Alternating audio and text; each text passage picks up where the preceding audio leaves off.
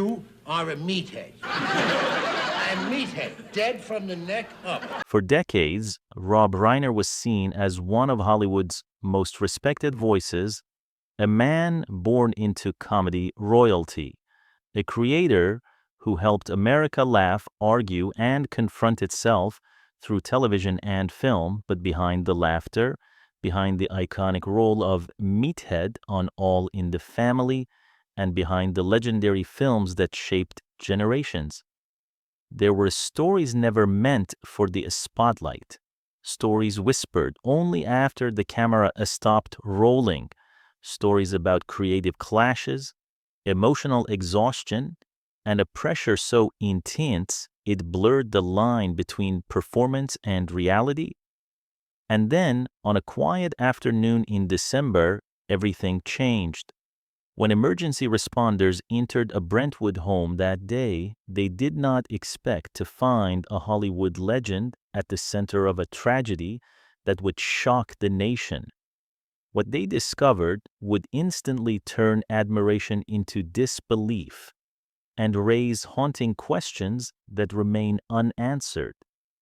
Before the headlines, before the investigation, before the devastating ending that no one could have predicted, there was a young boy growing up surrounded by comedy, talent, and expectation, and a journey that shaped not only his career, but American culture itself.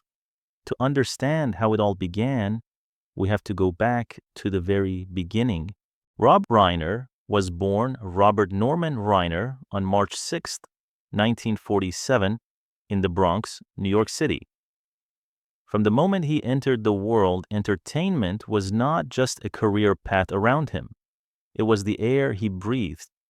He was the son of Carl Reiner, one of the most influential comedians and writers in American history, and Estelle Reiner, an actress whose sharp wit and commanding presence left a lasting mark on Hollywood.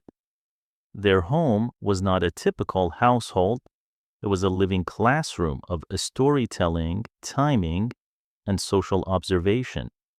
As a child, Rob watched scripts come to life at the dinner table.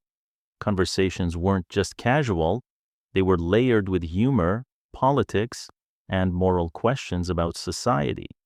His father didn't just teach him how to make people laugh, he taught him why laughter mattered, how comedy could expose hypocrisy, challenge injustice, and force uncomfortable truths into the open. Growing up under the shadow of a towering comedic legend was both a privilege and a burden. Expectations followed Rob everywhere. He wasn't just Carl Reiner's son, he was expected to be worthy of the name. From an early age, Rob absorbed the rhythms of dialogue, the mechanics of performance, and the responsibility that came with a public voice. This upbringing quietly shaped his worldview, instilling in him a belief that entertainment should never be empty. It should say something. It should mean something. That foundation would later define every role he played and every story he chose to tell. But his first major test would come not as a director, not as a filmmaker, but as an actor stepping into one of the most controversial television shows America had ever seen.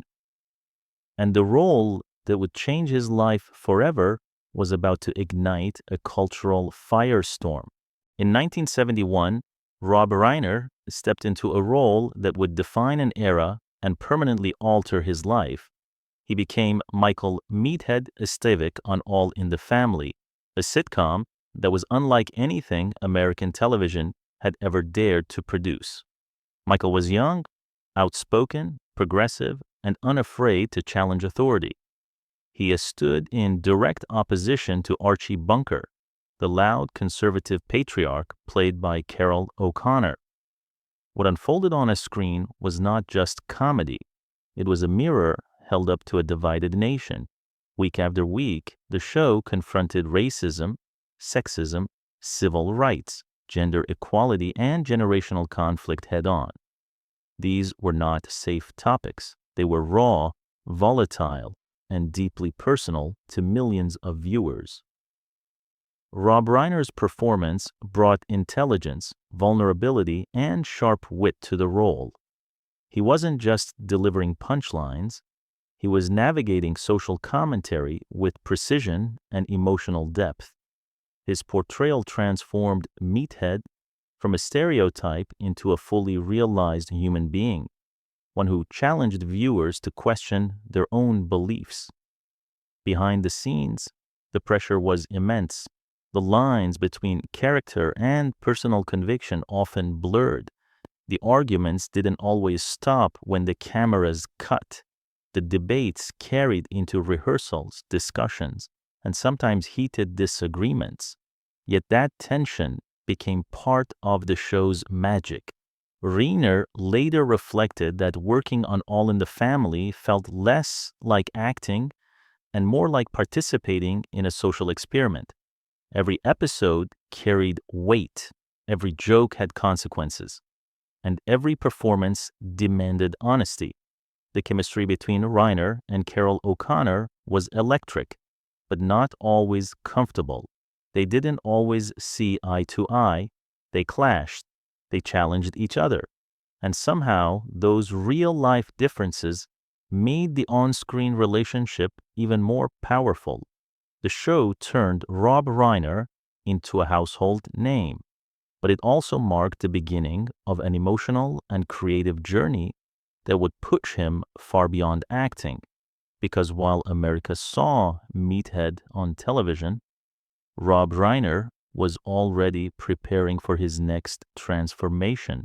By the late 1970s, Rob Reiner had achieved what most actors only dream of.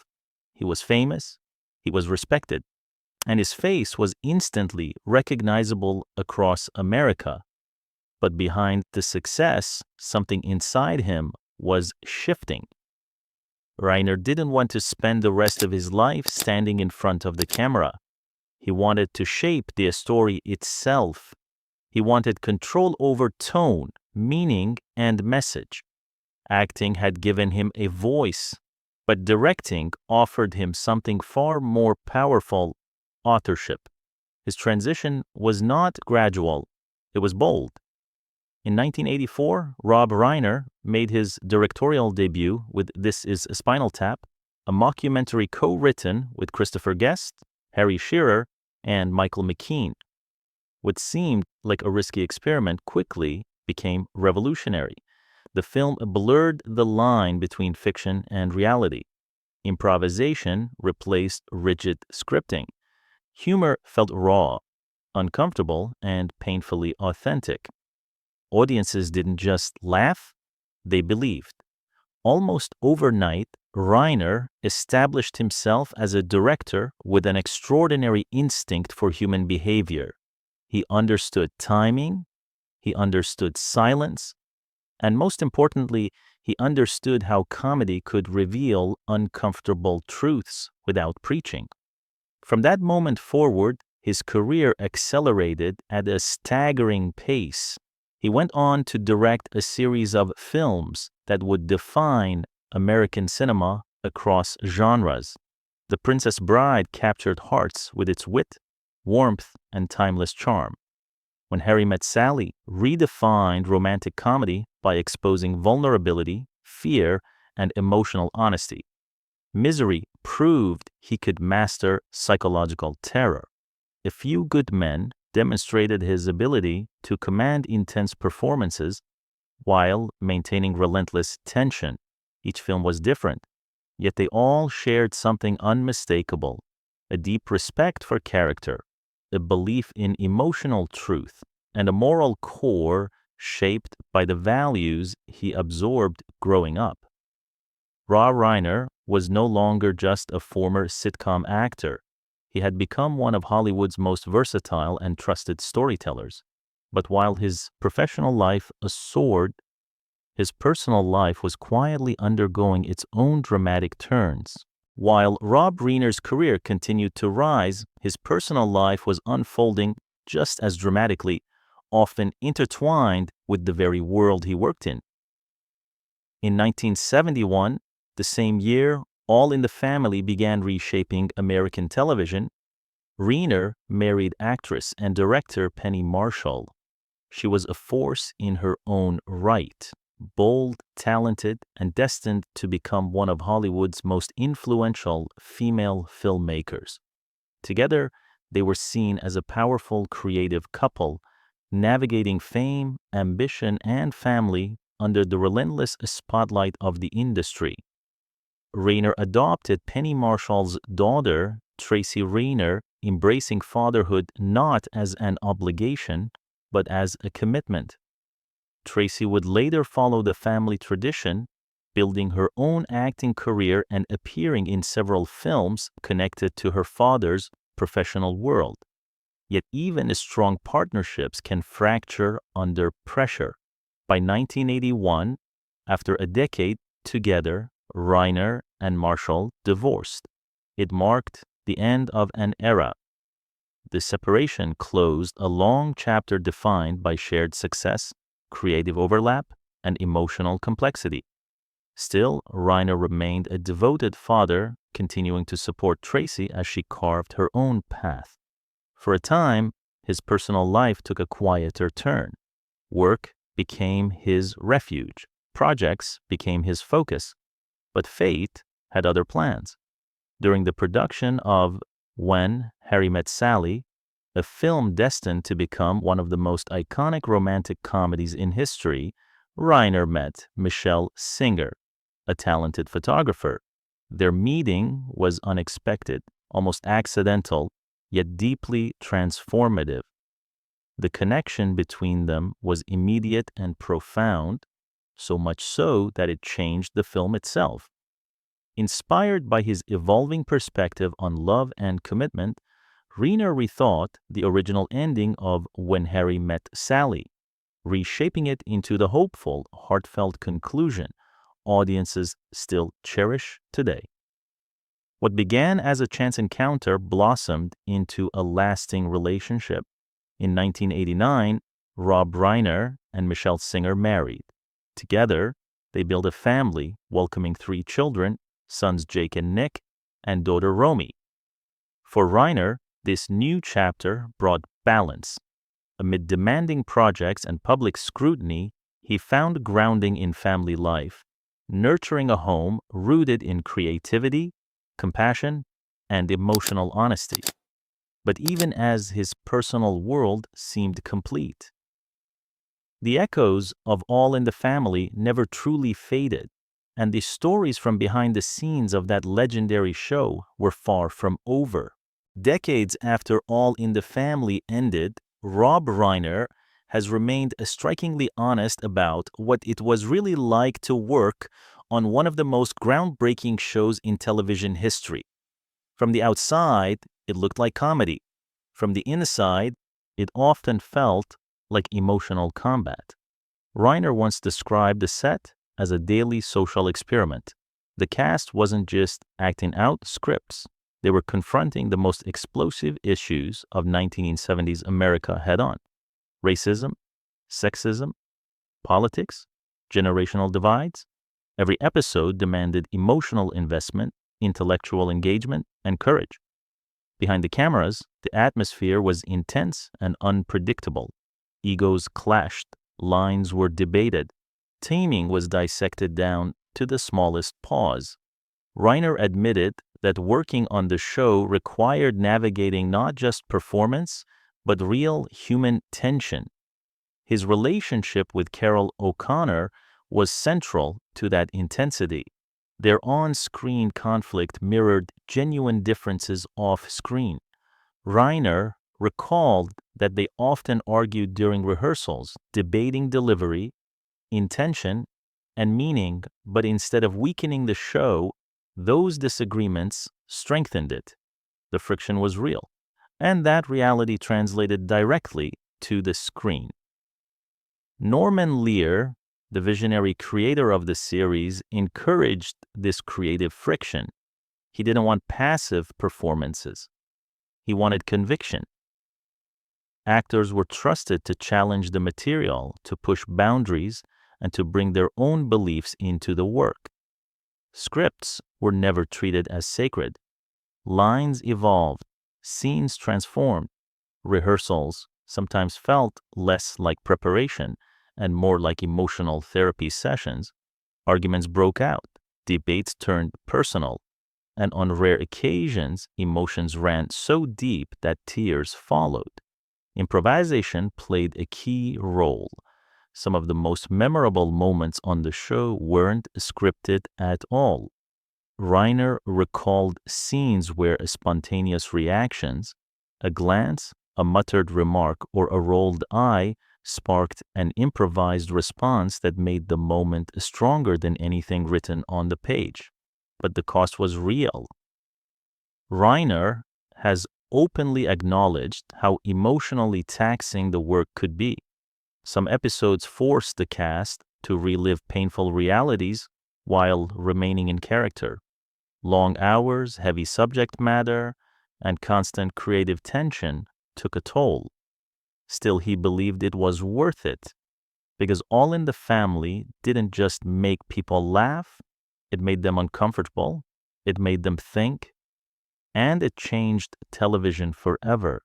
Yet as time passed, the legacy of the show would take on an even darker, more haunting dimension, one that no script could have prepared anyone for. Looking back on All in the Family, Rob Reiner often described the experience with a mixture of pride and awe. At the time, none of them fully understood how revolutionary the show truly was. They knew it was risky. They knew it made people uncomfortable. But they didn't yet grasp the scale of its cultural impact. Years later, Reiner would reflect that every line, every pause, every expression on that show carried weight. The goal was never just laughter. It was confrontation. It was honesty. It was forcing America to look at itself, sometimes uncomfortably, sometimes painfully. The legacy endured long after the final episode aired. All in the Family became a blueprint for socially conscious television, influencing generations of writers, actors, and creators. And Rob Reiner's portrayal of Meathead remained one of the most iconic representations of generational conflict ever put on the screen. For decades, Reiner carried that legacy with him. As his career evolved, his family grew, and his public voice expanded beyond entertainment into activism and advocacy. He became known not just as a filmmaker, but as a figure of moral conviction, openly supporting civil rights, mental health awareness, and social justice causes. Then, on the afternoon of December 14th, 2025, the story took a devastating turn. At approximately 3:30 p.m., emergency responders were dispatched to a home in the quiet Brentwood neighborhood of Los Angeles. What they found inside sent shockwaves through Hollywood and beyond. Inside the residence, authorities discovered the lifeless bodies of two individuals. They were later identified as a 78-year-old man and a 68-year-old woman. The names quickly followed: Rob Reiner and his wife, Michelle Singer. According to official statements, both victims had suffered stab wounds, and investigators immediately classified the deaths as apparent homicides. The news stunned the public. A man who had spent his life shaping stories, provoking thought, and challenging society had become the center of a real-life tragedy no one could comprehend. The shock deepened when it was revealed that the bodies were discovered by the couple's daughter, Romy Reiner. Her discovery added an unbearable layer of heartbreak to an already horrific scene. Law enforcement secured the area, canvassed the neighborhood, and began searching for answers. The normally peaceful Brentwood streets filled with police presence as investigators sought witnesses, surveillance footage, and any clue that might explain how such a violent act could occur behind closed doors. As news spread, tributes poured in. Fans, colleagues, and admirers struggled to reconcile the image of a beloved Hollywood figure with the brutal circumstances of his death. And as investigators continued their work, one haunting truth remained. A man who dedicated his life to telling stories that mattered had reached an ending no one could have written. As the sun set over Los Angeles on December 14, 2025, the Brentwood neighborhood remained frozen in disbelief. What was once a quiet, private residence had become the center of an active homicide investigation, drawing national attention within hours. Law enforcement officials confirmed that detectives from the Los Angeles Police Department were working around the clock. The crime scene was meticulously secured. Forensic teams examined every room, every surface, searching for traces that might explain how such a violent act could unfold inside the home of a man known for his compassion and intellect. Authorities emphasized that there were no immediate suspects, no clear motive, no public answers. Investigators canvassed the surrounding streets, knocking on doors, requesting security footage, and in speaking with neighbors who described the area as calm, familiar, and safe. Many struggled to understand how something so horrific could happen without anyone noticing warning signs beforehand. The media coverage intensified. Headlines spread rapidly across television, newspapers, and social platforms. Rob Reiner was no longer being discussed solely as a legendary filmmaker or cultural voice, but as the victim of an unspeakable crime. Public reaction was immediate and emotional. Fellow actors, directors, and industry figures expressed shock, grief, and disbelief.